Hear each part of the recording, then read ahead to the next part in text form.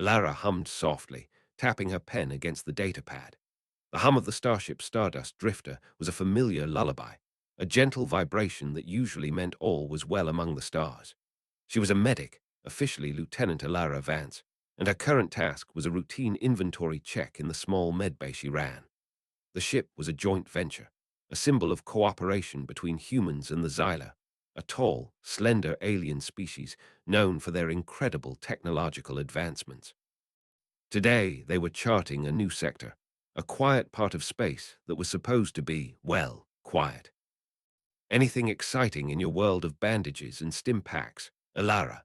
Captain Eva Rostova's voice crackled over the internal comms, warm and familiar. Alara smiled. Just ensuring we have enough ways to patch you all up if you decide to have a minor disagreement with a rogue asteroid, Captain. Glad to hear it. All clear up. The captain's sentence was violently cut short. A deafening screech tore through the ship, followed by a bone-jarring explosion that threw Alara from her chair. Red emergency lights strobed, casting the medbay in a terrifying, pulsing glow. The ship screamed, metal groaning under unimaginable stress. Another blast, closer this time, and the lights flickered, died, then came back on, weaker than before. "Attack! We're under attack!" Someone yelled over the comms, their voice tight with panic, before static consumed the channel. Ilara scrambled up, her heart hammering against her ribs like a trapped bird. Her training kicked in, a calm overlay on the rising tide of fear. Assess, prioritize, act. She grabbed her emergency medkit, a worn bag packed with the essentials. The ship lurched violently, sending unsecured equipment crashing to the floor. She could feel the Stardust Drifter breaking apart, the very deck beneath her feet groaning in its death throes. There was no time for anything but survival. She headed for the escape pods, but the corridor outside the medbay was a scene of chaos, sparking wires, buckled plates, and the chilling sound of air rushing out into the void. Another explosion, and the section of the ship she was in twisted with a horrific final sound. The lights went out completely, plunging her into darkness. She felt a sensation of falling, then a brutal impact that stole her breath and sent a shockwave of pain through her entire body. Then there was only blackness. Slowly, agonizingly, Alara clawed her way back to consciousness. A sharp, metallic tang filled her nostrils, blood. Her own, probably. A dull throbbing pulsed behind her eyes, and every muscle ached as if it had been individually pummeled. She was lying on something hard and uneven. With a groan, she forced her eyes open. Dust motes danced in the slivers of eerie, alien light that pierced through jagged tears in what looked like the ship's hull. Twisted metal and shattered components were strewn everywhere. Silence. A profound, echoing silence that was so much worse than the earlier chaos. It was the silence of a tomb. She was alive somehow, but the Stardust Drifter was gone, replaced by this mangled wreck on some unknown, desolate surface, and she was utterly, terrifyingly alone. Pain was a constant companion, but Alara pushed it to the back of her mind. Survival first. She cautiously sat up, her body screaming in protest. A quick self-check revealed a nasty gash on her forearm, already sticky with drying blood, and a collection of bruises that were starting to make themselves known in vibrant shades of purple and blue. Nothing seemed broken, at least. Her medkit, blessedly, was still slung across her chest, its strap digging into her shoulder. "Hello," her voice was a croak, swallowed by the oppressive silence. "Captain Rostova, anyone?" Only the whisper of wind through the rents in the hull answered her. The air was thin, cold, and carried a strange, sterile scent. This was no friendly world. Taking a deep breath, which hurt her ribs, Alara pushed herself to her feet. The section of the Stardust Drifter she was in had plowed into a landscape of grey rock and dust, ending up canted at a dizzying angle. Through a large tear in the side, she could see a pale, alien sky, the color of weak tea, with two small, distant moons hanging like ghostly pearls. "Okay, Ilara," she muttered to herself, the sound of her own voice a small comfort. "Let's see who else made it to this charming resort." Carefully, she began to pick her way through the debris. Wires sparked intermittently, and the groans of stressed metal were a constant reminder that the wreckage was unstable. She found Ensign Davies first, half buried under a collapsed support beam. His breathing was shallow, his face pale. Alara's fingers went to his neck, finding a weak but steady pulse. "Hang on, Davies," she whispered, already opening her medkit. She administered a broad-spectrum painkiller and an anti-shock injection, then worked to gently free his legs. He had a nasty compound fracture in his left tibia. It needed setting, and soon, but he was alive. A little further on, she found Calm's officer Chen, dead. Her eyes were open, staring blankly at the broken ceiling. Elara paused, a wave of grief washing over her. Chen had always had a smile and a terrible joke ready. Gently, Elara closed her eyes and moved on, the metallic taste in her mouth stronger now. The search was grim, two more dead. The silence of the dead was different from the silence of the empty wreckage. It was heavier. Then a faint sound, a moan, not human. Elara froze, her senses on high alert. Enemy, the ones who had attacked them. She moved slowly towards the sound, her hand instinctively going to the heavy multi-tool she always carried, though it would be poor defense against any real threat. The sound came again, weaker this time, from behind a buckled internal bulkhead. Pushing aside a hanging sheet of twisted metal, Elara peered into the gloom. There, slumped against a damaged console, was a Xyla. Their tall, willowy form was contorted, one of their slender, four-fingered hands pressed against their torso, where dark, violet blood was seeping through their normally pristine silver uniform. It was Lyrax, the Xyla's chief science officer, a figure usually radiating calm authority and an almost intimidating intellect. Now, Lyrax just looked broken and fragile. Elara hesitated for only a heartbeat. Lyrax was an ally, or at least had been moments before the universe exploded. More importantly, Lyrax was a living being, critically injured. Her medical training didn't allow for other considerations. She moved forward cautiously. Lyrax. The Xylo's large, dark eyes, usually so bright with intelligence, were dull with pain. They focused on Elara with difficulty. A faint tremor ran through their frame. Xylo physiology was different, Elara knew. They had advanced medical technology, nanobots that repaired damage from within, stasis fields for critical injuries. But all of that was on their ships, in their sterile medbays. Out here in the dirt and wreckage, with only what Elara carried, Lyrax was as vulnerable as any human. Perhaps more so, given their species' reliance on their sophisticated tech. "Human," Lyrax rasped, their voice a dry rustle, like leaves skittering across stone. "The others." "Some," Elara said, her voice gentle. "I've found Ensign Davies. He's alive but hurt. The others, I'm still looking." She knelt beside the Xyla, her gaze assessing the wound. It looked bad, very bad.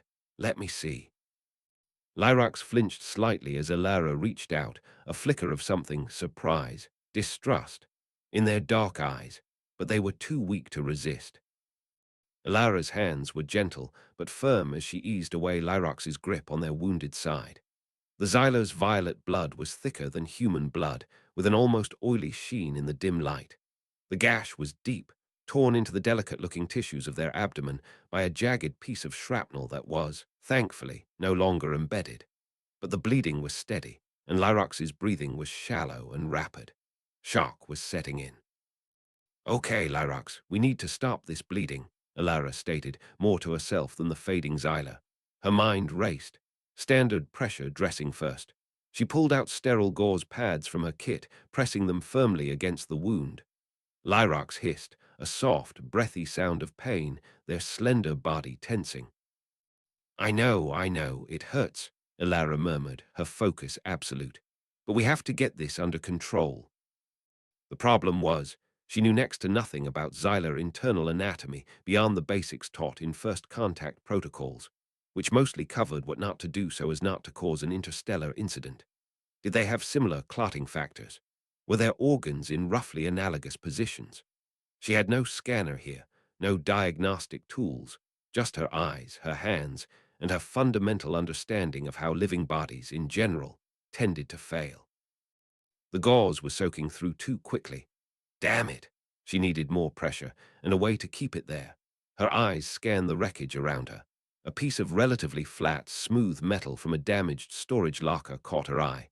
Then, some torn straps from a cargo restraint.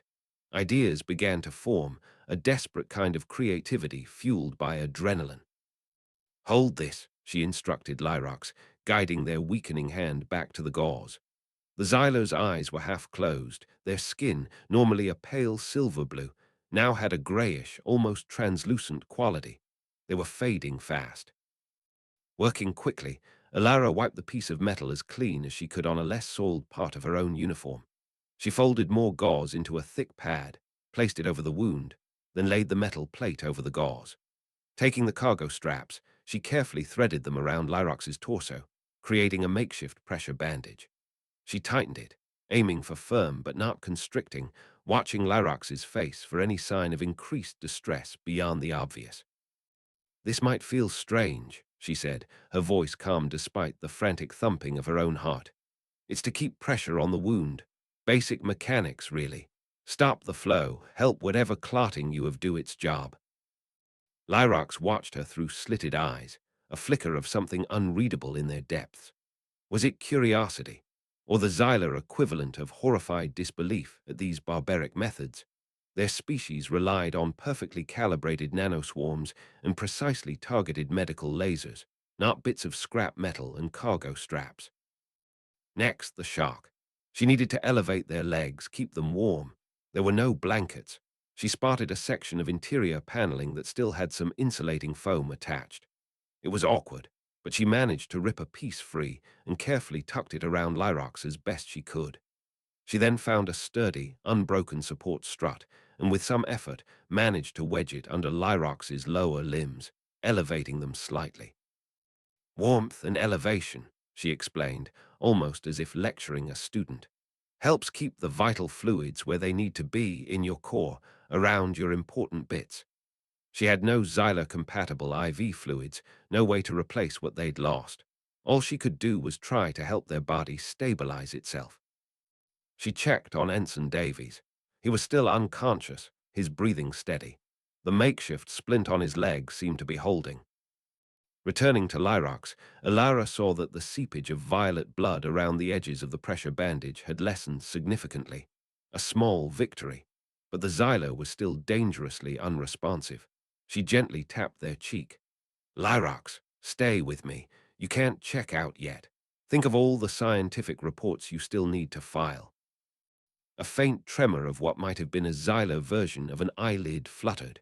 Primitive, Lyrax breathed, so softly Alara almost missed it. Alara allowed herself a grim smile. Maybe, but if primitive works, I'll take it. Now, I don't suppose you're allergic to any broad-spectrum human antibiotics, because you, my tall, silver friend, are at major risk of infection in this lovely, sterile environment. She didn't wait for an answer she knew Lyrox was too weak to give. She prepped an injection, her mind weighing the risks. Anaphylactic shock from an incompatible medication versus almost certain septicemia from that dirty wound. She chose the lesser of two immediate evils. She administered the antibiotic into a large vein in Lyrox's arm, hoping Xylar veins worked on the same principles as human ones. She felt a strange sense of connection to this alien. Underneath the different biology, the advanced technology, and the cultural divides, there was just a body fighting to live. And it was her job to give it the best chance she could, with whatever she had. Her ingenuity, born from countless hours in emergency rooms and field simulations, was all she could offer. And right now, it had to be enough. Hours crawled by, measured only by the shifting patterns of pale light through the tears in the hull. Alara moved like a ghost between her patients. Ensign Davies had woken up, groggy and in considerable pain, but lucid. Alara had given him water from her limited supply and done her best to make him comfortable, rechecking the crude splint on his leg. Where are the Xylar? Davies had mumbled, his eyes unfocused. They were supposed to protect us, their fancy ship. Their ship got hit just like ours, Davies, Alara said gently. One of them is over there. She nodded towards Lyrox. Davies tried to sit up, wincing. An alien, you're helping it. His voice was weak, but laced with a thread of suspicion common among some frontline human soldiers who'd seen conflict with other, less friendly species. They have their own medics, their own tech. Let them sort themselves out. Their tech is smashed, just like ours, Alara replied, her tone firm but patient. And right now, I'm the only medic this little scrap heap has. Human, Xylo, doesn't matter. Wounded is wounded. Davies grumbled but didn't have the energy to argue further, sinking back down. Lyrax, remarkably, was showing signs of improvement. The bleeding from their abdominal wound had all but stopped, and the greyish tinge to their skin was slowly receding, allowing a hint of their natural silvery blue to return. Their breathing was deeper, more regular. They were watching Alara.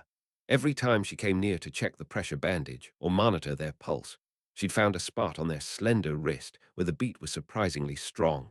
Those large, dark Xylar eyes followed her movements.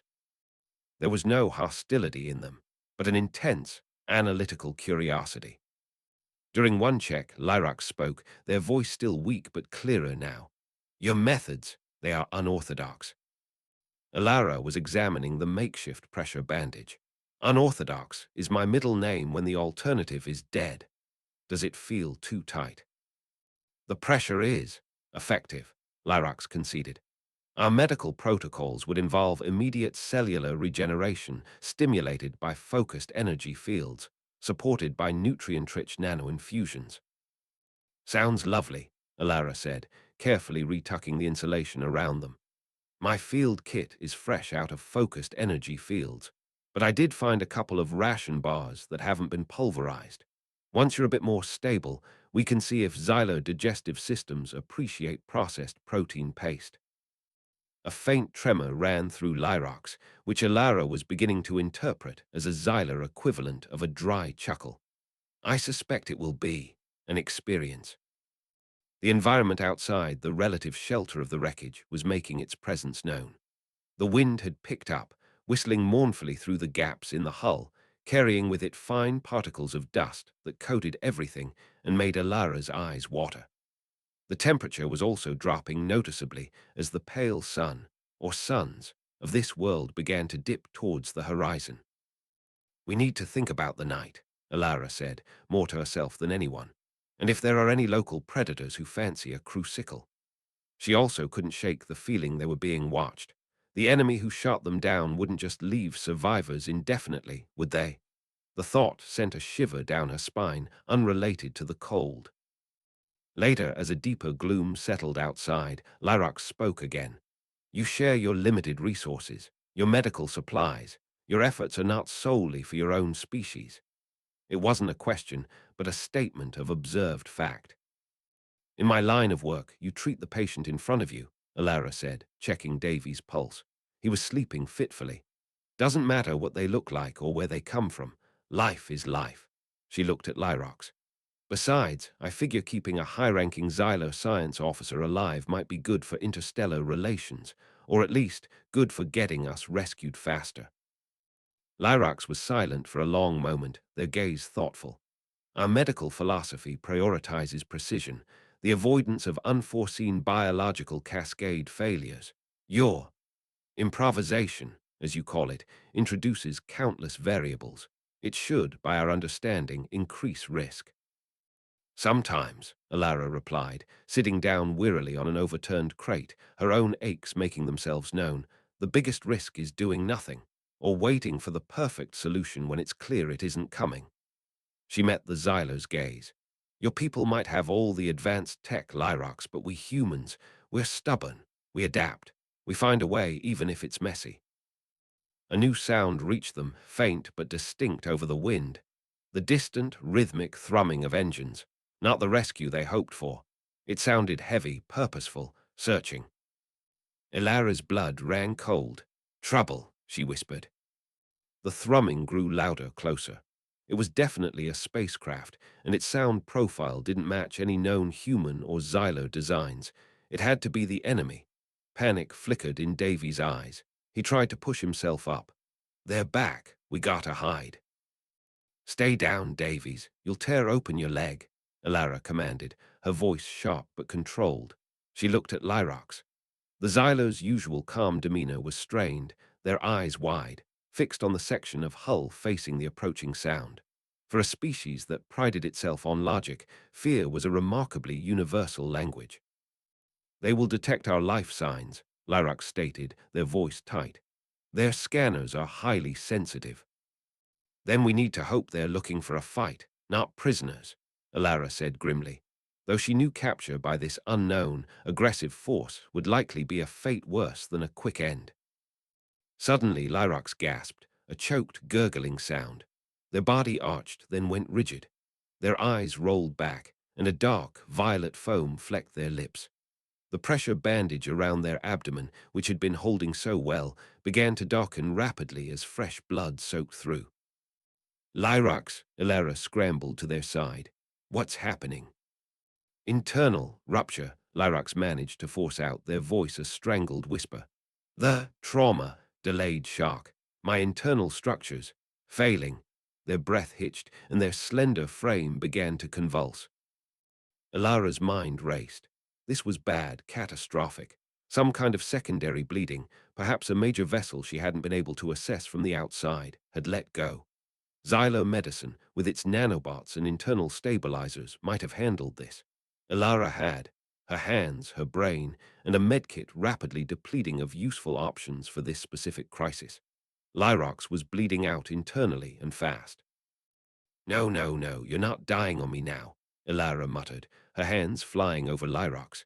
She could feel a horrifying instability in their abdomen, a mushiness that hadn't been there before. The Xylo's pulse, which had been surprisingly strong, was now thready and erratic under her fingertips. They were going into profound shock, the kind that preceded total systemic collapse. Davies watched, horrified. Is there anything? Not without an operating room and a Xylo surgical team, Ilara snapped, then instantly regretted her tone. Fear and desperation were making her shop. He needs to stop bleeding now, from the inside. And then a crazy, desperate idea sparked in her mind. It was something she'd read about in obscure medical journals, a radical, almost archaic procedure for uncontrolled internal hemorrhaging in humans when surgical intervention wasn't possible, aortic clamping. But on a Xyla, with no idea of their internal layout beyond educated guesses. It was unthinkable. It was insane. It was also the only sliver of a chance Lyrax had. The enemy ship's thrumming was very close now. Shadows flickered as it presumably passed low overhead. Lyrax, Ilara said, her voice urgent, trying to cut through their fading consciousness. I'm going to try something. It's extreme, but it's all I've got. The Xylo's eyes were barely open, but there was a flicker of understanding, of assent. Or maybe it was just resignation. Okay, Ilara breathed, more to herself. Pressure points. Logic dictates major blood vessels run certain pathways, regardless of species. Her fingers dug deep into Lyrax's abdomen, just above the wound, trying to feel for a pulse, for the Xyla equivalent of the aorta, the body's main arterial highway. It was a desperate gamble, relying on the broadest strokes of comparative anatomy. She found it, or hoped she had, a strong, frantic pulse beneath her fingertips. Using all her strength, she pressed down, hard, using the heel of her hand, trying to occlude the vessel against whatever internal structures lay beneath. It was a brutal, crude maneuver. A Xylo medic, witnessing it, would likely have fainted or brought her up on charges of medical barbarism. Lyrax's body went rigid, then, astonishingly, the convulsions began to subside. The rapid spread of blood on the bandage slowed, then seemed to halt. Their breathing was still dangerously shallow, but it hadn't stopped. Hold on, Lyrax, hold on, Ilara gritted out, her arms shaking from the strain of maintaining the extreme pressure. Sweat beaded on her forehead, stinging her eyes. Minutes stretched into an eternity. The sound of the enemy ship began to recede. It hadn't landed. Perhaps their initial scans showed too few life signs, or a wreck too insignificant to bother with.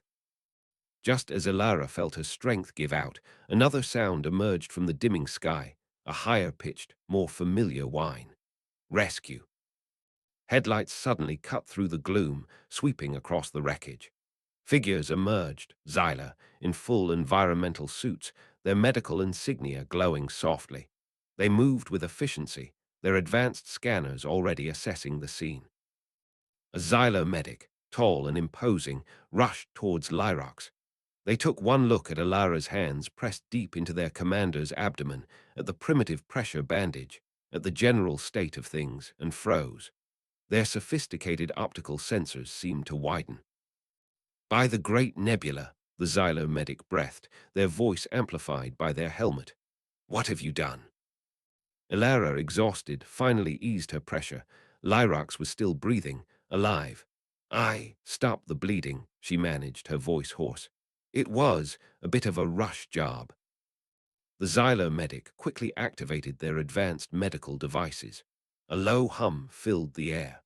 After a moment of intense scanning, they looked from their readouts to Alara, then back to Lyrox, who was now being carefully stabilized with Xylo technology. Your crude intervention, the medic began, then paused. It appears to have temporarily occluded the primary circulatory conduit. Against all probability, Commander Lyrox is stabilizing. The internal hemorrhage, you somehow contained it long enough. There was a note of utter disbelief in their voice. Our instruments would never have advised such a physically direct approach without precise imaging and surgical support. It is astonishing. Lyrax's eyes fluttered open, focusing weakly on Ilara. A faint, almost imperceptible nod. The Xylo rescue leader, who had been conferring with the medic, approached Ilara. They regarded her for a long moment, their expression unreadable behind their faceplate. Human, they said, their voice resonating with a new, undeniable respect. Your actions today, they defy our medical understanding. Yet Commander Lyrox lives because of them. They looked around at the battered human medic, the salvaged scraps, the sheer unlikelihood of it all. You have shown us that there is more to survival than technology alone. Ilara could only nod, a wave of profound relief and utter exhaustion washing over her. As the Xylo team efficiently prepared Lyrox and Ensign Davies for transport, she knew something had shifted, not just for the survivors of the Stardust Drifter, but perhaps, in a small way, for the Xylo understanding of their primitive human allies. Sometimes, a little bit of focused desperation and a deep understanding of how life stubbornly clung to existence was all you needed.